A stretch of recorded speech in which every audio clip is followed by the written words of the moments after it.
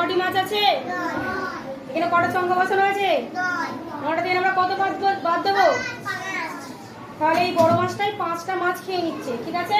1 2 3 4 5 কটি মাছ রয়েছে? আচ্ছা, তাহলে এখানে কত উত্তর হবে? তাহলে আমরা 9 থেকে 5 বাদ দিলে কত উত্তর হচ্ছে? 4। আচ্ছা, আমরা আরেকটা শেখাবো। আচ্ছা, এটা কত?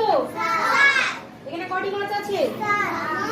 1 2 3 4 5 6 7। 7 থেকে আমরা 2 বাদ দেবো। 2টি মাছ আমরা এখান থেকে বাদ দিলাম।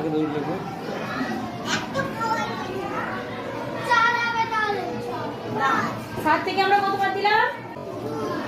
1 2 কটি মাছ রয়েছে? 1 2 3 4 5। তাহলে 7 থেকে 2 বাদ দিলে কত থাকবে? বুঝতে পারা গেছে?